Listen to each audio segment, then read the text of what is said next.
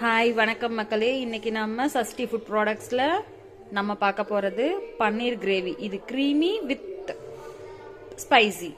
பார்க்கலாம் வாங்க.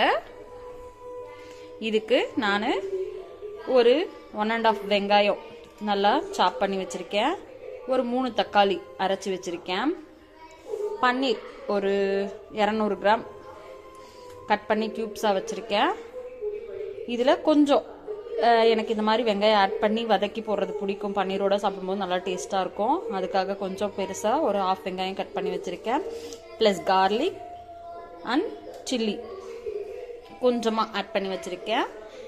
இதுக்கும் நம்ம ஒரு கிரேவி ரெடி பண்ண போகிறோம். அது பார்த்திங்கன்னா இதில் பன்னீர் தாங்க. இது பன்னீரை கொஞ்சமாக நம்ம கிரேவிக்காக ஆட் பண்ண போகிறோம். கொஞ்சமாக ஒரு 2 ஸ்லைஸ் பன்னீரை கட் பண்ணி போட்டுட்டு இதில் கொஞ்சம் சோம்பு, ஒரு 7-8 முந்திரி, ஒரு ஸ்பூன் கசகசா, ப்ளஸ் 2 லவங்கம், ஒரு துண்டு பட்டை, கொஞ்சம் மிளகு. ஏன்னா இது ஸ்பைசியாகவும் இருக்குன்னு இருக்கா இல்லையா, அதுக்காக.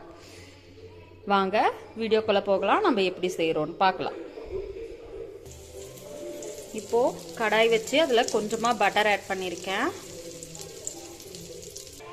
இதில் கொஞ்சமாக ரெட் சில்லி பவுடர் ஆட் பண்ணிக்கிறேன். நம்ம இந்த கட் பண்ணி வச்சுருக்கோம் இல்லையா வெங்காயம், பூண்டு, அப்புறம் பச்சை மிளகா, இதை ஆட் பண்ணிக்கிறேன். சாரி, முன்ன இதை உங்களுக்கு ஜிஞ்சர்னு சொல்லிட்டேன். கார்லிக்கு கொஞ்சமாக ஆட் பண்ணி வச்சுருக்கேன். சும்மா இது லைட்டாக டோஸ்ட் ஆனால் போதும். இதில் நம்ம கட் பண்ணி வச்சுருக்கிற பன்னீரை ஆட் பண்ணிக்கலாம்.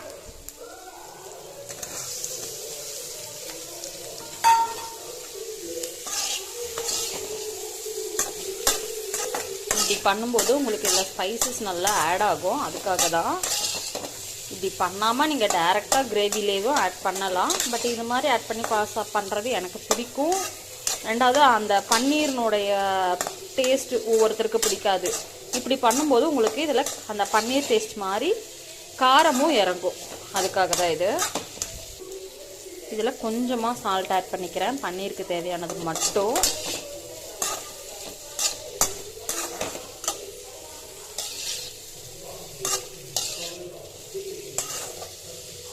இது பாருங்க, ஒரு நிமிஷம் ரோஸ்டட் ஆனோடனே இதை வேற பாத்திரத்துக்கு மாற்றிக்குவோம். நம்ம இப்போது திரும்ப அதை பன்னீரை ட்ரான்ஸ்ஃபர் பண்ணிவிட்டு கடாயில் கொஞ்சமாக எண்ணெய் விட்டுருக்கேன். அதில் பட்டை வகைகளை போட்டுக்குவோம்.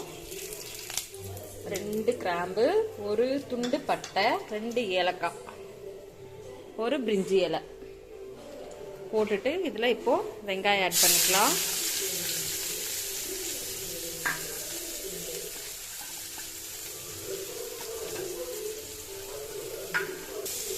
இது இப்போ நம்ம கொஞ்சம் வதக்கிக்கலாம். இது நல்லா கொஞ்சம் ப்ரௌனாக வதங்கணும். அப்போ தான் உங்களுக்கு நல்லாயிருக்கும்.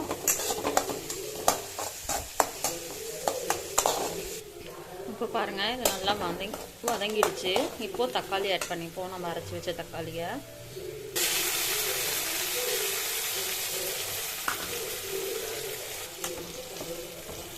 இப்போது இதில் ஒரு 2 நிமிஷம் வதங்கின உடனே இந்த டிஷ்ஷுக்கு தேவையான ஸ்பைசஸ் ஆட் பண்ணிக்குவோம். பாருங்கள், தக்காளி ஒரு 2 நிமிஷத்தில் நல்லா வதங்கிடுச்சு. இப்போது இதுக்கு தேவையான ஸ்பைசஸ் ஆட் பண்ணிக்கலாம். கொஞ்சமாக மல்லித்தூள்,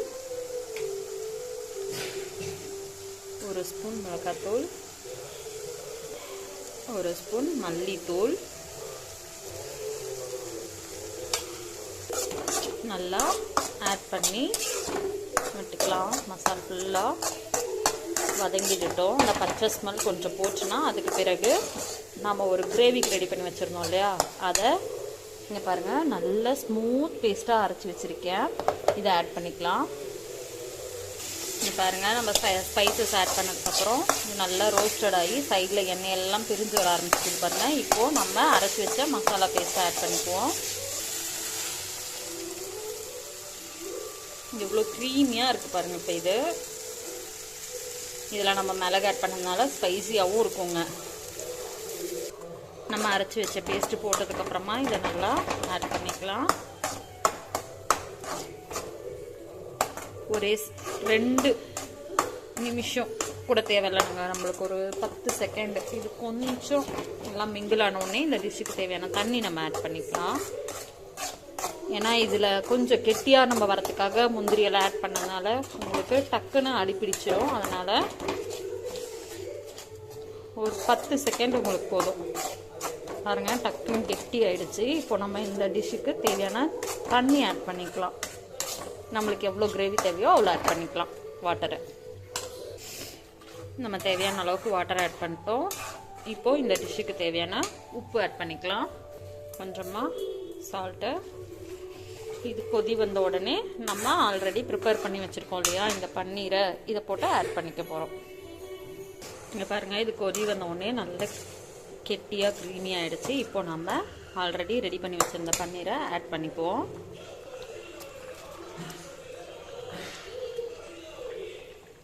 நம்ம பன்னீர் ஆட் பண்ணதுக்கப்புறம் கொதி வர ஆரம்பிச்சிடுச்சு. இது ஒரு 7 to 8 மினிட்ஸ் கொதிச்சா போதுங்க, நம்ம கிரேவி ரெடி ஆகிடும். ஃபைனலாக நம்ம கஸ்தூரி மேந்தி தூவி பட்டர் வேணும்னா ஆட் பண்ணிக்கலாம், வேணான்றவங்க ஸ்கிப் பண்ணிக்கலாம். பட் நான் கொஞ்சமாக ஆட் பண்ணுவேன், ஃபைனலாக உங்களுக்கு காமிக்கிறேன். பாருங்கள், இப்போ நல்லா கொதி வந்துடுச்சு. இப்போ ஃபைனலாக நம்ம கொத்தமல்லி இலையும் கஸ்தூரி மேந்தியும் லைட்டாக தூவி இறக்க போகிறோம்.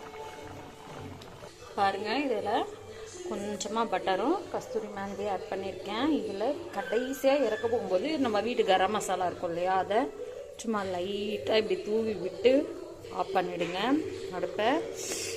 அவ்வளோதான், நம்ம பட்டர் பன்னீர் மசாலான்னு சொல்லலாம், ஸ்பைசி பன்னீர் மசாலான்னு சொல்லலாம். க்ரீமியாகவும் இருக்கும், செம்ம டேஸ்ட்டாகவும் இருக்கும். செஞ்சு பாருங்கள், பிடிச்சிருந்தா ஷேர் பண்ணுங்கள், லைக் பண்ணுங்கள். தேங்க்யூ.